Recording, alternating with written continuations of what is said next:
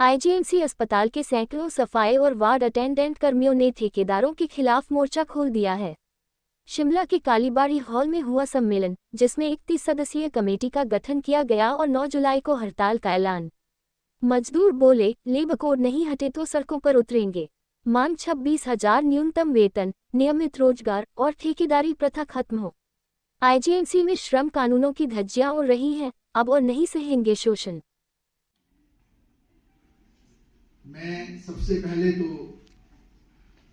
CITU की ओर से आप सभी को आपके इस सम्मेलन के लिए शुभकामनाएं देता हूं, बधाई देता हूं। खराब मौसम में भी आपने इस सम्मेलन को एक मुकम्मल सम्मेलन, एक कामयाब सम्मेलन बनाया, इसके लिए आप सभी को बधाई।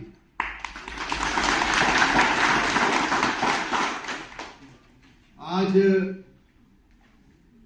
जिस दौर में ये सम्मेलन हो रहा है, आप सबको मालूम है, क्योंकि आप सभी हमारे संघर्षों और आंदोलनों के साथी हैं और पिछले ना जाने कितने वर्षों में जो आईजीएमसी की एक यूनियन हमारी रही।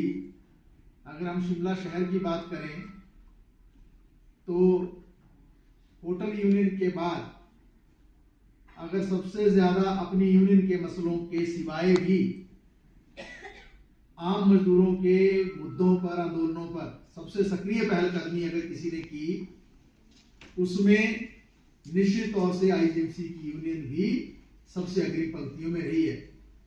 मैं याद कर पाता हूं उन दिनों को जब किन्नौर के दुर्गम पहाड़ों में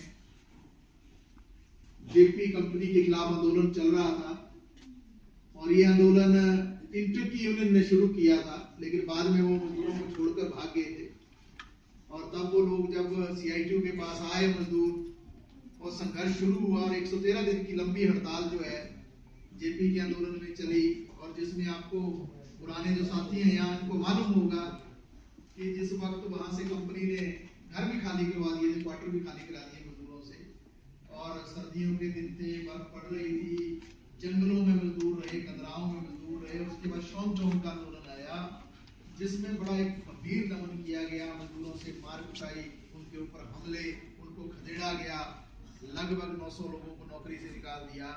उसके ऊपर जब किन्नौर की दुर्गम पहाड़ियों में आंदोलन चल रहा था, तो शिमला शहर के अंदर भी बराबर का आंदोलन चल रहा था। CITU के साथियों ने शिमला शहर के अंदर एक संकल्प लिया था कि किन्नौर के जो दूर पहाड़ों में जो मजदूर लड़ रहे हैं, जूझ रहे हैं, उनके समर्थन में हम आंदोलन में कोई कमी नहीं आने देंगे, बल्कि जो जरूरत पड़ेगी उस आंदोलन में, क्योंकि वो भी कई कई महीने आंदोलन चला, और उन दोनों आंदोलनों में जब नौकरियां चली गई मजदूरों की, तो न जाने कितना खर्च हुआ। उसमें जो हमारे शिमला शहर के मजदूरों ने रुपए पैसे के रूप में भी मदद की, और मैं याद कर पाता हूं कि रेडी खोड़ी के साथियों ने तो अपनी दुकानों से कपड़े, अपनी दुकानों से मुफ्त में कपड़े, चप्पलें, बर्तन, न जाने क्या क्या इकट्ठा करके जो है उन मजदूरों को दिए। तो वो जो संघर्ष जब चल रहे थे, तो आईजीएमसी के साथी उन संघर्षों में सबसे आगे रहते थे। जब गिरफ्तारियां होती थी माल रोड पर, जब सेक्रेटरिएट के बाहर गिरफ्तारियां होती थी, जब जो है विक्ट्री टनल पर गिरफ्तारियां होती थी, तो कोई ऐसा आंदोलन नहीं था कि जब ले जाया जाता था या सदर थाने में या छोटा शिमला के थाने में, और ज्यादातर तो बालूगंज के थाने में सबसे आगे रहने वाले साथी कौन थे? हमारे आईजीएमसी के साथी। तो ऐसी है आपकी यूनियन। मैंने इसलिए इसका जिक्र करना जरूरी समझा कि ऐसी है आपकी यूनियन जो सिर्फ अपनी मांग को लेकर नहीं लड़ती है। सिर्फ आईजीएमसी के मजदूर अपने लिए नहीं लड़ते हैं। आईजीएमसी का मजदूर किन्नौर के मजदूर के लिए भी लड़ता है, आईजीएमसी का मजदूर सोलन के मजदूर के लिए भी लड़ता है, आईजीएमसी का मजदूर जो मंडी के मजदूर के लिए भी लड़ता है, आईजीएमसी का मजदूर चंबा के अंदर जो मजदूर अगर संकट में होता है उसके लिए भी लड़ता है। ये सब जो है आपकी बुनियादी खासियत है, ये आपकी विशेषता है, और इन्हीं विशेषताओं ने आपकी यूनियन को समय के साथ जो एक लंबा समय गुजरा है, एक लंबी जो कार्य प्रणाली हमारी रही कितने सालों की, आहिस्ता आहिस्ता आईजीएमसी की यूनियन को इस स्तर पर ला दिया कि जब कोरोना काल आया, जब कोविड आया, तो उस कोविड काल में जो हिमाचल के अंदर 1850 लोग जिनको कोविड वॉरियर का नाम दिया गया, और एक समय में तो उस समय में बड़ी चर्चाएं चल रही थी फूल बरसाने की। कई जगह तो हमारे प्रदेश के बाहर तो हेलीकॉप्टरों से जो कोविड वॉरियर्स के ऊपर से फूल भी बरसाए जा रहे थे और दूसरी जगह हार भी पहनाए जा रहे थे। हिमाचल के अंदर भी बड़ी बड़ी शेखियां बगाई जा रही थी।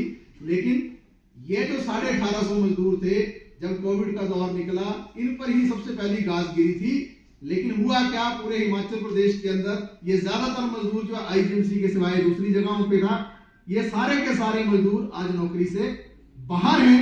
लेकिन आपकी यूनियन की एक खासियत थी, विशेषता थी, संघर्षशीलता थी, आंदोलन का भाव था, आपका लड़ाकापन था, जिसने क्या करके दिखाया कि पूरे के पूरे हिमाचल में कोविड वॉरियर्स जो नौकरी से बाहर चले गए, लेकिन आईजीएमसी के अंदर आज भी आप कायम हो अपने संघर्ष की बदौलत। यह है आईजीएमसी की यूनियन। आईजीएमसी की यूनियन क्या है? आईजीएमसी की यूनियन वो है जहां तमाम सिक्योरिटी के स्टाफ को ठेकेदार बदलने पर नौकरी से निकाल दिया गया 192 लोगों को। और वो यूनियन हमारे साथ नहीं थी उस वक्त सिक्योरिटी की, वो भारतीय मजदूर संघ के साथ थी। लेकिन जब भारतीय मजदूर संघ ने उनकी मदद नहीं की, जब वो सीआईक्यू के पास आए, सीआईक्यू की यूनियन मतलब आप लोग सारे सफाई के, वार्ड अटेंडेंट, ईसीजी के, हमारे डाटा एंट्री ऑपरेटर्स, हमारे लॉन्ड्री के स्टाफ, हमारे मेस के लोग, हमारे जहां लोग लगे हो, कोई डेंटल हॉस्पिटल के, कोई हॉस्टल में जो काम कर रहे हैं, जो जगह जगह हमारे मेडिकल कॉलेज में न्यू ओपीडी, चलो अब तो ये कार्यरत अभी हुआ, जितने पर वो साथी जितने हमारे जगह जगह काम कर रहे थे, ये सारे लोग जो हैं, इन्होंने वो चीज करके दिखाई जिस चीज के लिए मैं ये कहना चाहता हूं आज, कि जिस चीज के लिए सरकार ने पोजीशन ले ली थी। मुख्यमंत्री ने स्वयं कहा था इस बात को कि मैं सिक्योरिटी के लोगों को अंदर नहीं आने दूंगा नौकरी में। वर्तमान मुख्यमंत्री ने कहा था ये आएंगे ही नौकरी में, जो मर्जी कर लेंगे। और एक बड़े प्रशासनिक अधिकारी शिमला के, जब हम उनसे मिलने गए थे, उन्होंने कहा था ये नहीं आएंगे नौकरी में, आप गलत लड़ रहे हैं इनके लिए। लेकिन ये आपकी ताकत थी कि 7 महीने के आंदोलन के बाद आप लोगों ने प्रशासन को झुकाया,